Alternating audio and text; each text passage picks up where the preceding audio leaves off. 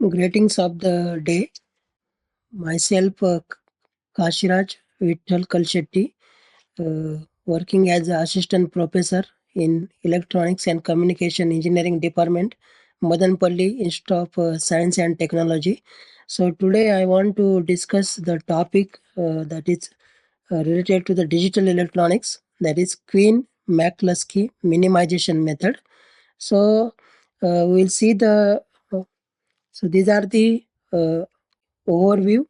First we'll see the introduction about this Quine Mccluskey minimization technique. Then we'll go the what are the steps required for this Quine Mccluskey minimization technique, and lastly we'll solve the problem based on this Quine Mccluskey method. Okay, so this method is also called as a tabular method. So why we are calling it as a tabular method, that also we'll discuss now. So this is the first is the introduction. So when we'll talk about any digital electronics circuit, okay, so we require to do the simplification for that circuit, and we are using mainly two systems, or you can say the two methods, that is K-map and Boolean algebra methods. Uh, uh, if you go for if you their number of variables are more, okay, if the number of variables are more, or you can say more than 6 variables are there, then we cannot use this K-map and Boolean algebra methods to solve the complex circuit. Okay, if the number of variable is greater than 6, we have to go for with this Quine Mccluskey technique method, and we can design a very complex circuit using Quine Mccluskey techniques. So this third step we are discussing, that is take the mean term from the continuous group if there is a only one bit change to make their pair. So here if you see here, suppose one binary equivalent is let us consider 1 1 0 1. Okay, and another binary equivalent is 1 1 1.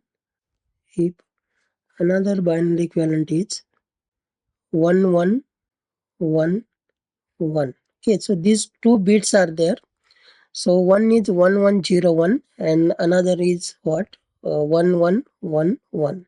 If you see this third bit, there is a change from 0 to 1. Okay, so if there is a change, if there is only one bit changing to make their pair, so that pair we can call it as a matched pair. And after this, what we have to do, we have to place the hyphen symbol when there is a bit change, accordingly that keep the remaining bit the same. Okay, so this thing we have to do.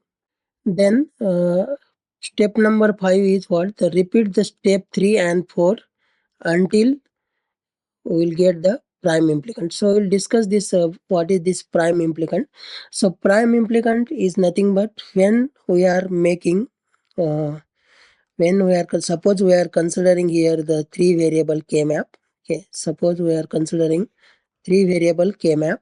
Suppose this is a 3 variable K map, suppose we are considering, and in this 3 variable K map, suppose in this 3 variable K map, here the bits are, let us consider this one is a 1, this one is a 1, this one is a 1, and here one bit is there, 1 bit, and here 1 bit is there. So if you make the group of ones here, so suppose this is the first group, and uh, this one will be the second group. Okay, group of 1. So this will be the third group of 1, and this will be a fourth group of 1. So these we can call it as a prime implicant. So number of ones we can call it as a prime implicant when all the bits in the table are the different. Okay, so that number of ones when we are making the groups in the K-map, when the number of ones we are making the group, that groups we can call it as a prime implicant. So now we'll go for the next step, that is step number 6. So in step number 6, make the prime implicant table that consists of prime implicant obtained minterm as a row and given minterms given in the problem as a column. Okay.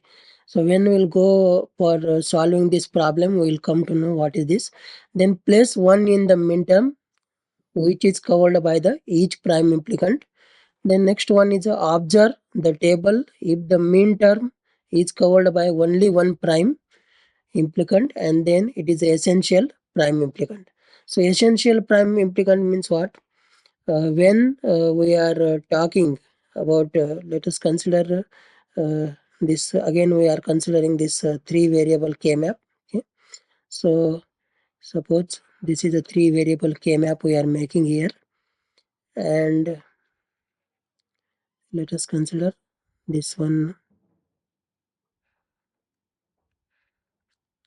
So here one element is there. Let us consider here one is there.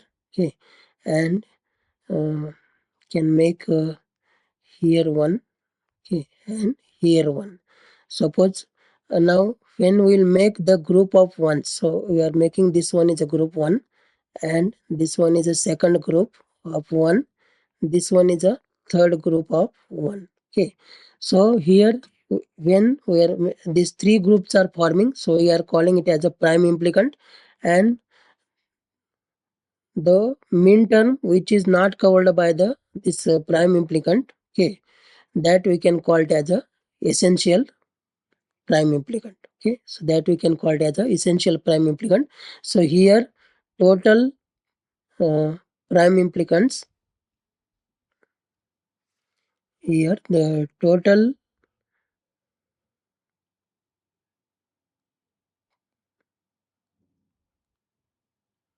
here the total 3 prime implicants are there, and 2 essential prime implicants are there. Okay, so essential prime implicants are the mean terms that are not covered by the prime implicant. We can call it as a essential prime implicant. So that we have to add in the simplified Boolean function. Okay, so now we'll see the problem based on this Quine Mccluskey method. So we are considering here the 4 variable, that is a function of a b c d. 4 variables we are considering, and mean terms we have considered here, that is 0 1 2 4 6 8 9 11 13 15. So when the first step is what we have to write the binary equivalent of this decimal numbers. Okay, so we written here for the binary equivalent of this decimal number 0, that is 0 0 0, then binary equivalent of 1, that is 0 0 0 1. Okay, then if you see continuously we written up to 15, we written the binary equivalent, that is 1 1 1 1. Okay, now the next step is we have to make the group according to the ascending number of the ones. So we made here the group, that is group 0. So group 0, the mean term, all binary equivalent will be 0. If you see the group 1, there are the mean terms 1, 2, 4, 8. Okay, so this decimal number is having only one number of ones. So that we consider, that is the first group. Second group is 6 and 9. So here the decimal number, this number of ones are 2. Then third group, that is 11 and 13. So here the total number of ones are 3. And last group, that is fourth group, in that the decimal number 15 will come, and all ones, that is 4 ones are there. Then next step we have to make the matched pair. So matched pair means what? When we are considering the one binary equivalent and we are comparing with another binary equivalent. If there is a difference by 1 bit, if there is a difference by 1 bit, then we can write as a, then we can call it as a matched pair, and that matched pair is denoted by the hyper sign. Okay, hyper sign we have to design. Now this group 0, if you see here in the group 0, we will get the 4 pairs, that is 0 1, 0 2, 0 4 and 0 8. So if you see here, so these bits, if you see here, the 2 bits 0 1, there is a 1 bit changing, so that we made as a hyphen. So everywhere these bits are changing for 0 to 1, 0 to 2, 0 to 4, 0 to 8, then 1 1 9, 2 6, 4 6, 8 9, 9 11, 9 13, 11 15 and 13 15. The bits are changing. So according to that we given their hyphen symbol. Then next again we have to see where the matched pairs are possible. Okay, so then this is the next table. So there again we will get the two groups, that is 0 1 8 9, 0 to 4 6, that is the first group, and second group is what, 9 11 13 15. So these two groups we will get, and again whenever there is a bit change, then we have to give the hyphen symbol. So according to that, this will be the final table we will get. So the further matched pair is not possible. So this process we have to stop here, and from that we have to find out this prime implicant. If you see here, this B and C is having, if you take the first term, that is 0 1 8 9, so B and C is having 0 0 term. So if you take the mean term, that will become B bar and C bar. And the second one, that is second group, that is 0 to 4 6. For A the value is 0 and for D value is 0. Okay, so you have to take A bar and D bar. And the last one, last group, if you see the group 1, here 9 11 and 13 15, the value of A is 1 and value of D is 1, so that bit will be, or you can say the prime implicant will be AD. So this table will get, that is a prime implicant and mean terms involved, and the whatever the our mean terms, where the mean terms are exist. So that 0 1 2 4 6 8 9 11 13 15. So at which decimal number this prime implicant involved, there we are making, there we made star. For 0 1 8 9 we made the star. Again for second prime implicant 0 2 4 6 we made the star there, and last one is a AD. For that also we made the star, that is 9 11 13 15.